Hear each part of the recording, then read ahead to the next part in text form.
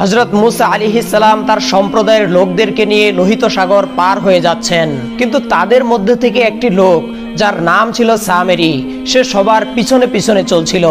তার সামনে সামনে চলছিল একজন ঘোড়সাওয়ার। সামেরী লক্ষ্য করে দেখল সেই ঘোড়সাওয়ারের ঘোড়ার পা যেখানেই পড়ছিল সেখান থেকেই জন্ম নিচ্ছিল সবুজ ও জীবন্ত ঘাস। তাই সে বারবার খুব খেয়াল করে সেই ঘোড়সাওয়ারের দিকে তাকাতে লাগলো। বহু পুরনো স্মৃতির আয়না আলো ছড়াচ্ছিল। সেই আয়নায় ঘোড়সাওয়ারের চেহারাখানি ঈষদচ্ছভাবে ভেসে উঠছিল। সামেরী ভাবতে লাগলো, এই ব্যক্তিকে তো আমি কোথায় যেন দেখেছি। হঠাৎই তার মনে পড়ে গেল, আর সঙ্গে সঙ্গে তার মুখ দিয়ে বেরিয়ে আসলো, হ্যাঁ হ্যাঁ, এই তো সেই ব্যক্তি যে আমাকে ছোটবেলায় লালন পালন করেছিল। এ তো আল্লাহর ফেরেশতা জিবরাইল। তখন চতুর সামেরী ভবিষ্যতে কোনো কাজে আসতে পারে এই ধারণায় হযরত জিবরাইল আলাইহিস সালামের অশ্ব পদতলের কিছু মাটি নিজের কাছে সযত্নে রেখে দিল। যাই হোক, এর পরে বনি ইসরাইলীরা হযরত মুসা আলাইহিস সালামের সঙ্গে লোহিত সাগর পার হয়ে ময়দানে তিহে এসে উপনীত হলো। বলা বাহুল্য যে বনি ইসরাইলের মহিলারা মিশর ত্যাগ করার পূর্বে কিপ্তি মহিলাদের কাছ থেকে দাওয়াত খাওয়ার কথা বলে তাদের স্বর্ণ অলংকারগুলি ধার নিয়েছিল। তখন মুসা আলাইহিস সালাম বনি ইসরাইলীদেরকে বলল, হে বনি ইসরাইলীরা, তোমরা কিপ্তিদের কাছ থেকে যে স্বর্ণ অলংকারগুলি ধার করে নিয়ে এসেছিলে তা ব্যবহার করা তোমাদের জন্য বৈধ হবে না। তাই সেগুলিকে এক জায়গায় একত্র করো। আল্লাহ তাআলার নির্দেশে আমি তা জ্বালিয়ে পুড়িয়ে ভস্ম করে দিব। নবী মুসা আলাইহিস সালামের নির্দেশে বনি ইসরাইলীরা কিপ্তিদের কাছ থেকে নেওয়া স্বর্ণ অলংকারগুলি এক জায়গায় একত্র করলো। এরপরে সেগুলিতে আগুন লাগিয়ে জ্বালিয়ে পুড়িয়ে ভস্ম করে দেওয়া হলো। ইতিপূর্বে আমরা সামেরী নামক যেই ব্যক্তির কথা উল্লেখ করেছিলাম, সে ছিল একজন দক্ষ স্বর্ণকার।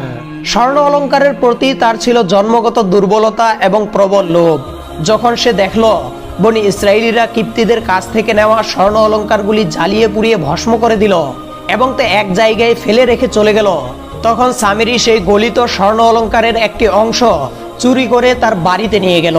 সে এই কাজটি এতটাই সংগোপনে করলো যে কেউ তা ঘুণাক্ষরেও টের পেল না। ইতিমধ্যে আল্লাহ রাব্বুল আলামিন হযরত মুসা আলাইহিস সালামের সঙ্গে ওয়াদা করলেন যে তিনি বনি ইসরাইলদের হেদায়েতের জন্য তাদেরকে তাওরাত গ্রন্থ দান করবেন। তখন হযরত মুসা আলাইহিস সালাম বনি ইসরাইলদেরকে বললেন, হে বনি ইসরাইলীরা, আল্লাহ রাব্বুল আলামিন আমার সঙ্গে ওয়াদা করেছেন তিনি তোমাদের হেদায়েত ও নাজাতের জন্য আমাকে তাওরাত গ্রন্থ দান করবেন। তবে তাওরাত লাভ করার পূর্বে শর্ত হলো আমাকে কোহে তুরে 30 দিন ইতিকাফ করতে হবে। আমি আমার সঙ্গে 40 জন প্রতিনিধি নিয়ে আল্লাহ রাব্বুল আলামিনের কাছ থেকে তাওরাত গ্রন্থ লাভের উদ্দেশ্যে রওনা করব। আমার এই অনুপস্থিতিকালে তোমাদের নেতৃত্ব দিবে আমার ভাই হারুন। আমি না থাকা অবস্থায় সে তোমাদেরকে যেভাবে আদেশ করবে এবং নিষেধ করবে তোমরা তার সকল আদেশ ও নিষেধগুলি মান্য করবে এবং কোনো ব্যাপারেই তোমরা তার অবাধ্য হবে না। তোমরা যদি তার অবাধ্য হও তাহলে সেটা আমার অবাধ্য হওয়ারই শামিল, আর আমার অবাধ্য হওয়া মানে আল্লাহ তাআলার অবাধ্য হওয়া। তাই সাবধান, তোমরা হারুনের সঙ্গে কখনোই মতবিরোধ করবে না এবং তার অবাধ্য হবে না। এই বলে হযরত মুসা আলাইহিস সালাম তার সঙ্গে 40 জন প্রতিনিধি নিয়ে তাওরাত গ্রন্থ লাভের উদ্দেশ্যে তুর পর্বতের দিকে গমন করলেন। ইতিমধ্যেই সে স্বর্ণকার সামেরী তার চুরি করা সেই স্বর্ণ অলংকারগুলি দিয়ে একটি সুন্দর গোবৎস তৈরি করলো। সেই গোবৎসটি সে এতই সুন্দর করে তৈরি করেছিল যে তার সৌন্দর্য দেখে সামেরী নিজেই অবাক হয়ে গেল। এরপর সামেরী মনে মনে চিন্তা করতে লাগলো, আচ্ছা দেখি তো জিবরাইল আলাইহিস সালামের অশ্ব পদতল থেকে সংগ্রহ করা সেই মাটিটুকু আমার এই অনবদ্য আবিষ্কারের ক্ষেত্রে কোনো কাজে লাগাতে পারি কিনা। এই চিন্তা করে সামেরী সেই মাটির একটি অংশ উক্ত গোবৎসের মুখে ঢুকিয়ে দিল। যেই না সেই গোবৎসের মুখে জিবরাইল আলাইহিস সালামের অশ্ব পদতলের মাটি স্পর্শ করলো, অমনি তা হাম্বা হাম্বা রবে ডেকে উঠল। প্রাণহীন গোবৎসের এই আওয়াজ শুনে সামেরী একেবারে আশ্চর্যান্বিত হয়ে গেল। সে চিৎকার করে বলে উঠল, আরে আমি তো এক মহান জিনিস আবিষ্কার করে ফেলেছি। এই আবিষ্কার দ্বারা তো আমি আমার যে কোনো উদ্দেশ্য সফল করতে পারবো। ইতিমধ্যে 30 দিন অতিবাহিত হয়ে গেল। বনি ইসরাইলীরা সকলেই হযরত মুসা আলাইহিস সালামের পথ পানে চেয়েছিল কখন তিনি তাওরাত গ্রন্থ নিয়ে তাদের কাছে আসবেন। কিন্তু 30 দিন অতিবাহিত হওয়ার পরেও যখন হযরত মুসা আলাইহিস সালাম তাদের কাছে ফিরে আসলেন না, তখন বনি ইসরাইলীদের মাঝে নানা রকমের গুঞ্জন শুরু হয়ে গেল। সামেরী তার উদ্দেশ্য সিদ্ধির জন্য এটাকে একটি মোক্ষম সুযোগ মনে করলো। বিভিন্ন চিন্তায় দোদুল্যমান বনি ইসরাইলীদেরকে সামেরী একটি আশার বাণী শোনালো। সে তাদের সামনে তার তৈরি করা সেই গোবৎসটি উপস্থিত করলো। এবং সে সবাইকে ডেকে বলল, ওহে বনি ইসরাইলীরা, মুসার জন্য তোমরা আর অপেক্ষা করো না। আল্লাহর নবী হযরত মুসা এবং তার সকল সঙ্গীরা ইন্তেকাল করেছেন। তোমরা তো সকলেই জানো আমি আল্লাহর নবী হযরত মুসা আলাইহিস সালামের একজন নিকটাত্মীয় ও প্রিয়ভাজন ব্যক্তি ছিলাম। তিনি কোহে তুরে যাওয়ার পূর্বে আমার কাছে বলে গিয়েছিলেন, 30 দিনের মধ্যে যদি আমি ফিরে না আসি তাহলে মনে করবে আমি ইন্তেকাল করেছি। আর তখন তিনি আমাকে এই গোবৎসটি দিয়ে বলেছিলেন, আমি ফিরে না আসলে তোমরা এই গোবৎসের পূজা করবে, এটাকেই তোমাদের ইলাহা মনে করবে এবং আমার রূহ এর মাঝেই বিচরণ করবে। তাই হে বনি ইসরাইলীরা, আমি তোমাদেরকে আহ্বান করছি, তোমরা আল্লাহর নবী মুসার নির্দেশে এই গোবৎসের পূজা শুরু করো। আর কতদিন তোমরা তার অপেক্ষা করবে? তোমরা সুনিশ্চিতভাবে জেনে রাখো আল্লাহর নবী হযরত মুসা আলাইহিস সালাম ইন্তেকাল করেছেন এবং গোবৎস রূপে তিনি আমাদের কাছে আবার অবতরণ করেছেন। সামিরীর কথা শুনে বনি ইসরাইলীরা বলল, আমরা কিভাবে বুঝবো যে আল্লাহর নবী হযরত মুসা আলাইহিস সালাম আমাদেরকে এই গোবৎসের পূজা করতে বলেছেন এবং এটিকে তিনি আমাদের ইলাহা রূপে গ্রহণ করতে বলেছেন? তাদের কথা শুনে সে বলল, আমি জানতাম তোমরা আমাকে এমন একটি প্রশ্ন করবে। আচ্ছা, তোমরা সবাই খুব খেয়াল করে লক্ষ্য করো, এই গোবৎসের কি কোনো প্রাণ আছে? বনি ইসরাইলীরা বলল, না, তার মধ্যে কোনো প্রাণ নেই। তখন সামিরী বলল, কিন্তু এটা যদি জীবন্ত বস্তুর মতো ডেকে উঠে তাহলে কি তোমরা বিশ্বাস করবে যে এটা তোমাদের ইলাহা? বনি ইসরাইলীরা বলল, আগে তুমি এটা করে দেখাও, তারপর আমরা বিশ্বাস করব। তখন সামিরী উক্ত মাটির কিছুটা অংশ সেই গোবৎসের মুখে রেখে দিল আর সঙ্গে সঙ্গে গোবৎস হাম্বা হাম্বা রবে ডেকে উঠল। গোবৎসের এই আওয়াজ শুনে বনি ইসরাইলীরা আশ্চর্যান্বিত হয়ে গেল এবং তারা সবাই সেটির প্রতি আকৃষ্ট হয়ে পড়ল। মূলত বনি ইসরাইলীদের মূর্তি পূজা করার আকাঙ্ক্ষা ইতিপূর্বেই তাদের অন্তরে প্রোথিত ছিল, কেননা ইতিপূর্বেও তারা হযরত মুসা আলাইহিস সালামের কাছে পূজা করার জন্য মূর্তি নির্মাণ করে চেয়েছিল। যখন সামিরী তাদের কাছে উপযুক্ত প্রমাণ দিল তখন তারা আর বেশি চিন্তা ভাবনা না করে সেই গোবৎসের পূজা করা শুরু করে দিল। কিছুদিনের মধ্যে সামিরীর ব্যবসা জমজমাট হয়ে উঠল। মানুষ সেই গোবৎসের পূজা করতে গিয়ে তার পায়ে তাদের মূল্যবান সম্পদগুলি উৎসর্গ করে আসতে লাগলো। আর উৎসর্গকৃত সেই সকল সম্পদের মালিক হচ্ছিল সামিরী। আল্লাহর নবী হযরত হারুন আলাইহিস সালাম যখন দেখলেন বনি ইসরাইলীরা গোবৎসের পূজা করার মতো একটি সাংঘাতিক শিরকি কাজে লিপ্ত হয়ে গেছে, তখন তিনি তাদেরকে বললেন, হে বনি ইসরাইলীরা, তোমরা এ কি করছো? এক আল্লাহকে পরিত্যাগ করে তোমরা গোবৎসের পূজা শুরু করেছো। তোমরা কি জানো না আল্লাহ তাআলা এক এবং অদ্বিতীয়, তার কোনো শরীক বা অংশীদার নেই? তোমরা যেই গোবৎসটিকে নিজেদের ইলাহা বানিয়ে পূজা করছো, আমি তোমাদেরকে সাবধান করে দিচ্ছি, তোমরা মনে রেখো এটি কোনোদিনই তোমাদের ইলাহা নয়। হে আল্লাহর বান্দারা, শয়তান তোমাদেরকে ধোঁকাগ্রস্ত করেছে, তাই শয়তানের পথ পরিত্যাগ করে তোমরা তাওহীদের পথে ফিরে আসো, নচেত আল্লাহ রাব্বুল আলামিন তোমাদেরকে কঠিন শাস্তি দিয়ে ধূলিসাৎ করে দিবেন। আল্লাহর নবীর এরূপ নসিহত ও উপদেশ শুনে বনি ইসরাইলীরা তাকে বলল, হে হারুন, তুমি আমাদের কাজে বাধার সৃষ্টি করো না। যদি তুমি এবং তোমার সঙ্গীরা আমাদের কাজে বাধার সৃষ্টি করতে চাও তাহলে আমরা তোমাকে হত্যা করব অথবা আমাদের লোকালয় থেকে বের করে দিব। মূর্তি পূজায় আসক্ত একগুঁয়ে বনি ইসরাইলীদের হত্যার হুমকি এবং তাদের নানারূপ অত্যাচারে আল্লাহর নবী হযরত হারুন আলাইহিস সালাম একেবারেই অপারগ হয়ে গেলেন। কিন্তু তারপরেও তার আপ্রাণ চেষ্টার কারণে বনি ইসরাইলীদের দুটি গোত্র, বনি ইয়ামিন এবং বনি ইউসুফ, তারা মূর্তি পূজায় লিপ্ত হয়নি। তারা হযরত হারুন আলাইহিস সালামের সঙ্গে এক আল্লাহর ইবাদত করে যাচ্ছিল এবং তাদের যে সকল ভাইরা মূর্তি পূজায় লিপ্ত হয়েছে তাদের জন্য হেদায়েতের দোয়া করছিল। এদিকে হযরত মুসা আলাইহিস সালাম কোহেতুর হতে 40 দিন পরে তাওরাত গ্রন্থ লাভ করে তার সঙ্গীয় লোকজন সহ বনি ইসরাইলদের কাছে প্রত্যাবর্তন করলেন। এসেই তিনি শুনতে পেলেন যে বনি ইসরাইলীরা একটি গোবৎসের পূজায় লিপ্ত হয়েছে। এই সংবাদ জানার পরে হযরত মুসা আলাইহিস সালাম এতটাই ক্রোধান্বিত হয়ে গেলেন যে তার হাতে থাকা তাওরাতের ফলকগুলি তিনি জমিনে নিক্ষেপ করলেন, যার ফলে তাওরাতের একটি ফলক ভেঙে পর্যন্ত গেল।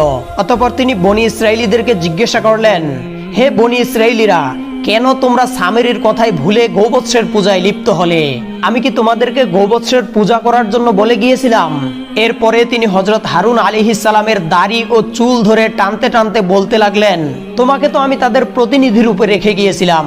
যখন তারা গোবৎসের পূজায় লিপ্ত হয়েছিল তখন তুমি কোথায় ছিলে? কেন তুমি তাদেরকে নিষেধ করনি? তুমি থাকা অবস্থায় কিভাবে তারা গোবৎসের পূজায় লিপ্ত হলো? তখন হযরত হারুন আলাইহিস সালাম বললেন, হে আমার ভাই, আপনি আমাকে ছেড়ে দিন। আমি এদেরকে এই দুষ্কর্ম থেকে বিরত রাখার জন্য আপ্রাণ চেষ্টা করেছিলাম, কিন্তু তারা আমার কোনো কথাই শুনেনি, উল্টো তারা আমাকে হত্যা ও প্রাণনাশের হুমকি দিয়েছিল। এরপর আল্লাহর নবী হযরত মুসা আলাইহিস সালাম বুঝতে পারলেন তার ভাই হারুন আলাইহিস সালাম দায়িত্ব পালনে কোনো রূপ ত্রুটি করেননি, তাই তিনি তাকে ছেড়ে দিলেন। অতঃপর তিনি সামেরীকে বললেন, রে পাপিষ্ঠ শয়তান, তোকে কে এই গোবৎস তৈরির কুবুদ্ধি দিয়েছিল? আমি কি তোকে বলে গিয়েছিলাম যে তুমি বনি ইসরাইলদেরকে নিয়ে গোবৎসের পূজা করবে? সে বলল, কেউ আমাকে এই কুবুদ্ধি দেয়নি, আমি নিজের বুদ্ধিতেই গোবৎস তৈরি করেছিলাম। তখন আল্লাহর নবী হযরত মুসা আলাইহিস সালাম বললেন, তোর এই নিকৃষ্ট পাপের কারণে তোকে কঠিন শাস্তি ভোগ করতে হবে। আল কুরআনের ভাষায় তা ছিল এরূপ, ক্বালা ফাযহাব ফাইন্না লাকা ফিল হায়াতি আন তাকুলা লা মিসাস। তিনি বললেন, দূর হও, তোমার ইহকালীন শাস্তি হচ্ছে তুই বলে বেড়াবি আমাকে কেউ স্পর্শ করো না, আর পরকালে তুই চির জাহান্নামী হবি। আর তুই যত্ন করে যে গোবৎসটি নির্মাণ করেছিলি, এখন দেখ আমি তার কি অবস্থা করি। এই বলে আল্লাহর নবী হযরত মুসা আলাইহিস সালাম গোবৎসটিকে টুকরো টুকরো করে ভেঙে ফেললেন। অতঃপর তা আগুন দিয়ে জ্বালিয়ে পুড়িয়ে ভস্ম করে ফেললেন। আল্লাহর নবী হযরত মুসা আলাইহিস সালামের বদদুয়ার ফলে সামেরী আজীবন একটি জ্বরে আক্রান্ত হয়ে গেল, এবং যেই তাকে স্পর্শ করত তার শরীরেও সেই জ্বর আক্রমণ করত। এজন্য সামেরী সারা জীবনভর বলে বেড়াতো, আমাকে কেউ স্পর্শ করো না। বনি ইসরায়েলিরা গোবৎসের জঘন্য পূজায় লিপ্ত হওয়ার পরে যখন তাদের অনুশোচনা হলো, তখন তারা আল্লাহর নবী হযরত মুসা আলাইহিস সালামকে বলল, হে আল্লাহর নবী, আমরা তো পাপ করে ফেলেছি এবং আমরা আমাদের অপরাধ উপলব্ধি করতে পেরেছি। আপনি আল্লাহর কাছে দোয়া করুন, তিনি যেন আমাদেরকে তওবা করার সুযোগ দান করেন। বনি ইসরায়েলীদের আবেদন শুনে আল্লাহর নবী হযরত মুসা আলাইহিস সালাম আল্লাহর কাছে প্রার্থনা করলেন, হে আল্লাহ, গোবৎস না হয় নির্মাণ করেছিল সামেরী, কিন্তু তার মুখে আওয়াজ দিয়েছিল কে? তখন আল্লাহ রাব্বুল আলামিন বললেন, হে মুসা, তার মুখে আওয়াজ দিয়েছিলাম আমি, যাতে এর মাধ্যমে আমি তোমার সম্প্রদায়কে পরীক্ষা করতে পারি, কিন্তু তারা সেই পরীক্ষায় উত্তীর্ণ হতে পারেনি। এরপর আল্লাহর নবী হযরত মুসা আলাইহিস সালাম বললেন, হে রব্বুল আলামিন, তোমার লীলা খেলা বুঝার সাধ্য আমার নেই। তুমি আমার সম্প্রদায়কে পরীক্ষা করেছিলে, কিন্তু তারা তোমার সেই পরীক্ষায় উত্তীর্ণ হতে পারেনি। তারা শিরকির মতো একটি জঘন্য পাপে লিপ্ত হয়ে নিজেদেরকে ধ্বংস করে ফেলেছে। এখন তারা অনুতপ্ত হয়েছে। হে রব্বুল আলামিন, আপনি তাদের তওবা কবুল করুন। তখন আল্লাহ রব্বুল আলামিন বললেন, তাদের তওবা কবুল হওয়ার দুটি রাস্তা রয়েছে। প্রথমত, হয়তোবা তারা শূন্য হস্তে দেশ ত্যাগ করবে, নয়তো তারা নিজেরাই নিজেদেরকে হত্যা করবে। তুমি তাদেরকে বলো এই দুটির মধ্যে তারা কোন শর্তটি মেনে নিতে চায়। আল্লাহ রাব্বুল আলামিনের কাছ থেকে এই সংবাদ লাভ করার পরে হযরত মুসা আলাইহিস সালাম বনি ইসরাইলদেরকে বললেন, হে বনি ইসরাইলীরা, আল্লাহ রাব্বুল আলামিন তোমাদের তওবা কবুল করবেন, কিন্তু তোমাদের তওবা কবুলের জন্য তিনি দুটি শর্ত দিয়েছেন। প্রথমত, হয়তোবা তোমরা শূন্য হস্তে দেশ ত্যাগ করবে, আর যদি তা না চাও তাহলে তোমরা নিজেরাই নিজেদেরকে কতল করবে। তখন বনি ইসরাইলীরা বলল, শূন্য হস্তে দেশ ত্যাগ করার চাইতে নিজেরাই নিজেদেরকে কতল করা শ্রেয়, তাই আমরা দ্বিতীয় অপশনটি বেছে নিলাম। এরপর মূর্তি পূজাকারী বনি ইসরাইলীরা সকলেই একটি অন্ধকার কামরায় তলোয়ার নিয়ে একত্রিত হলো। এরপর সেই অন্ধকার রুমে তারা একে অন্যের গলায় তলোয়ার চালাতে লাগলো। সকাল থেকে দুপুর পর্যন্ত এই কার্যক্রম চলতে লাগলো। বর্ণিত আছে, সেদিন বনি ইসরাইলীদের মধ্য থেকে ৭০,০০০ মানুষ নিহত হয়েছিল। অতঃপর আল্লাহ রাব্বুল আলামিন হযরত মুসা আলাইহিস সালামকে জানিয়ে দিলেন, হে মুসা, যে সকল লোকেরা আমার নির্দেশ মেনে নিয়ে নিজেরাই নিজেদেরকে হত্যা করেছে, আমি তাদের তওবা কবুল করেছি। এটা শুধুমাত্র তাদের ইহজগতের শাস্তি ছিল, কিন্তু পরজগতে তারা সকলেই শহীদের মর্যাদা লাভ করে জান্নাতে যেতে পারবে। আল্লাহ রাব্বুল আলামিনের পক্ষ থেকে তাদের শাহাদাতের বার্তা শুনে হযরত মুসা আলাইহিস সালাম অনেক খুশি হলেন এবং তিনি আল্লাহ রাব্বুল আলামিনের দরবারে শুকরিয়া আদায় করলেন। বনি ইসরাইলীদের তওবা কবুল হওয়ার পরে হযরত মুসা আলাইহিস সালাম কিছুটা শান্ত হলেন। অতঃপর তিনি তার সম্প্রদায়কে আহ্বান করে বললেন, হে আমার সম্প্রদায়, আমি তোমাদের জন্য তাওরাত কিতাব এনেছি, যেন তোমরা এর মধ্যে লিখিত আল্লাহ তাআলার আদেশসমূহ পালন করতে পারো এবং তোমাদের গৃহে গিয়ে তা পাঠ করতে পারো। এই কথা শুনে বনি ইসরাইলীরা বলল, হে মুসা, আমরা দুটি কাজ একসাথে করতে পারবো না। হয়তোবা আমরা তাওরাত তেলাওয়াত করব, নয়তোবা আমরা তার উপর আমল করব, কিন্তু তাওরাত তেলাওয়াত করব আবার আমলও করব, এমন হতে পারবে না। তুমি আমাদেরকে দুটি কাজের মধ্য থেকে যে কোনো একটি কাজের নির্দেশ দাও। হযরত মুসা আলাইহিস সালাম তখন বললেন, না, তা হবে না, বরং তোমাদেরকে দুটি কাজই করতে হবে। তাওরাত পাঠও করতে হবে, আবার তার নির্দেশগুলি মেনেও চলতে হবে। কিন্তু বনি ইসরায়েলিরা কিছুতেই আল্লাহর নবী হযরত মুসা আলাইহিস সালামের কথা শুনতে চাইল না। তখন আল্লাহ তাআলার নির্দেশে হযরত জিবরাইল আলাইহিস সালাম তাদের মাথার উপর মেঘের ন্যায় এক বিরাট পাহাড় এনে তুলে ধরলেন এবং তিনি তাদেরকে বলতে লাগলেন, তোমরা নিজেদের মঙ্গল কামনা করলে এখনই তাওরাতের আদেশ ও নিষেধ সমূহ মানার ব্যাপারে সম্মত হয়ে যাও, নতুবা তোমাদের মাথার উপর আমি এই পাহাড় ফেলে দিব। পাহাড়টি তাদের মাথা থেকে অনেক দূরে হওয়ায় তারা মনে করেছিল এটা একটা মেঘখণ্ড ছাড়া আর কিছুই নয়। তাই তারা বলল, আমরা শুনলাম কিন্তু মানলাম না। এরপর হযরত জিবরাইল আলাইহিস সালাম সেই পাহাড়খানা তাদের মাথার আরো কাছে নিয়ে আসলো। যখন তারা স্বচক্ষে নিজেদের মৃত্যুকে প্রত্যক্ষ করতে লাগলো, তখন তারা সিজদায় পড়ে গিয়ে আল্লাহ রাব্বুল আলামিনের দরবারে প্রার্থনা করতে লাগলো, হে আল্লাহ, আপনি আমাদেরকে মাফ করে দিন। আমরা তোমার সকল আদেশ ও নিষেধ অনুযায়ী চলবো। আমরা তাওরাত কিতাব পাঠও করব এবং তার হুকুম আহকামও মান্য করব। বনি ইসরায়েলিরা মুখে মুখে এই কথা তো বলছিল, আবার তারা আর চোখে তাকিয়ে দেখছিল আল্লাহর ফেরেশতা হযরত জিবরাইল তাদের উপর পাহাড় ছেড়ে দিচ্ছে কিনা। প্রিয় দর্শক, একবার ভেবে দেখুন কত বড় উদ্ভট জাতি এই বনি ইসরাইল। যাই হোক, সর্বশেষে আল্লাহ রাব্বুল আলামিন তাদের দোয়া কবুল করলেন এবং তাদের থেকে এই আযাব দূর করে দিলেন। একবার হযরত মুসা আলাইহিস সালাম তার উম্মতদেরকে নিয়ে এক মজলিসে একত্র হলেন। যেহেতু দীর্ঘদিন ধরে বৃষ্টি হচ্ছিল না, তাই আল্লাহর নবী হযরত মুসা আলাইহিস সালাম তার উম্মতদেরকে নিয়ে আল্লাহ রাব্বুল আলামিনের দরবারে বৃষ্টির জন্য প্রার্থনা করতে চাচ্ছিলেন। অতঃপর আল্লাহর নবী হযরত মুসা আলাইহিস সালাম তার উম্মতদেরকে নিয়ে বৃষ্টির জন্য আল্লাহ রাব্বুল আলামিনের দরবারে প্রার্থনা করে বললেন, হে রব্বুল আলামিন, আজ দীর্ঘদিন যাবৎ আমাদের দেশে বৃষ্টি হচ্ছে না। বৃষ্টি না থাকার কারণে আমাদের গবাদি পশুগুলি অনাহারে মারা যাচ্ছে, আমাদের নারী ও শিশুরা কষ্ট পাচ্ছে, আমাদের ক্ষেত খামার শুকিয়ে যাচ্ছে। হে রব্বুল আলামিন, দয়া করে রহম করে আপনি আপনার রহমতের বৃষ্টি আমাদের জন্য বর্ষণ করুন। তখন আল্লাহ রাব্বুল আলামিনের পক্ষ থেকে হযরত মুসা আলাইহিস সালামকে জানিয়ে দেওয়া হলো, হে মুসা, তুমি তো আমার নিকট বৃষ্টির প্রার্থনা করছো, কিন্তু যেই মজলিসে বসে তুমি আমার কাছে বৃষ্টির প্রার্থনা করছো, সেই মজলিসে এমন একজন পাপী ব্যক্তি রয়েছে। তুমি যদি সেই পাপী ব্যক্তিকে মজলিস থেকে বের করে না দিয়ে কিয়ামত পর্যন্ত আমার কাছে বৃষ্টির জন্য প্রার্থনা করো, তারপরও আমি তোমাদের জন্য রহমতের বৃষ্টি বর্ষণ করব না।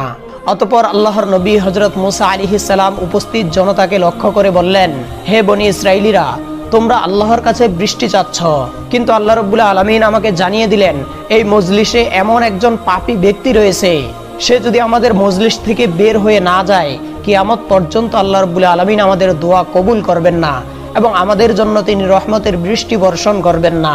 অতএব আমি সেই পাপী ব্যক্তিকে উদ্দেশ্য করে বলতে চাই, তুমি আমাদের মজলিস থেকে বের হয়ে যাও, অন্যথায় আমরাই তোমাকে খুঁজে বের করে দিব। মূলত উক্ত পাপী ব্যক্তি ছিল একজন মদ্যপ। সে আল্লাহ তাআলার হুকুম অমান্য করে সর্বদাই মদ পান করত। হযরত মুসা আলাইহিস সালামের এই ঘোষণা শোনার পরে সেই পাপী ব্যক্তি অত্যন্ত চিন্তায় পড়ে গেল। এখন সে কি করবে? যদি এতগুলি মানুষের মধ্য থেকে সে বেরিয়ে যায়, তাহলে সবাই তাকে চিনে রাখবে যে এ একজন পাপী ব্যক্তি, আর পাপী হিসেবে চিহ্নিত হওয়ার কারণে মৃত্যুর আগ পর্যন্ত মানুষ তাকে কোনো দাম দিবে না। আর যদি এই মজলিসে বসেই থাকে, তাহলে তার জন্য আল্লাহ রাব্বুল আলামিন বনি ইসরাইলদের উপর রহমতের বৃষ্টি বর্ষণ করবেন না। সবকিছু চিন্তা করে পাপী ব্যক্তি মনে মনে অত্যন্ত লজ্জিত হয়ে গেল। তখন সে তার মাথায় চাদর মুড়ি দিয়ে নিজেকে ঢেকে নিল, যাতে কেউ তাকে দেখতে না পারে। অতঃপর আল্লাহ রাব্বুল আলামিনের দরবারে অঝোর ধারায় ক্রন্দন করে সে মুনাজাত করতে লাগলো, হে রব্বুল আলামিন, আমি তোমার দরবারে অনেক নফরমানি করেছি, তোমার অনেক হুকুম লঙ্ঘন করেছি। হে পরওয়ারদিগার, আজ আমার পাপের কারণে তুমি বনি ইসরাইলদের উপর রহমতের বৃষ্টি বর্ষণ করছো না। হে মান ও ইজ্জতের মালিক, আজ যদি আমি এই মজলিস থেকে বের হয়ে যাই, তাহলে সকল বনি ইসরাইলিরা মৃত্যুর আগ পর্যন্ত আমাকে পাপী হিসাবে চিহ্নিত করে রাখবে, যার ফলে সমাজে আমার কোনো মান ও ইজ্জত থাকবে না। হে রহমানুর রহিম, আমি খালেস দিলে তোমার দরবারে আজ থেকে তওবা করছি। পৃথিবীতে যতদিন বেঁচে থাকবো, তোমার একটি হুকুম অমান্য করব না।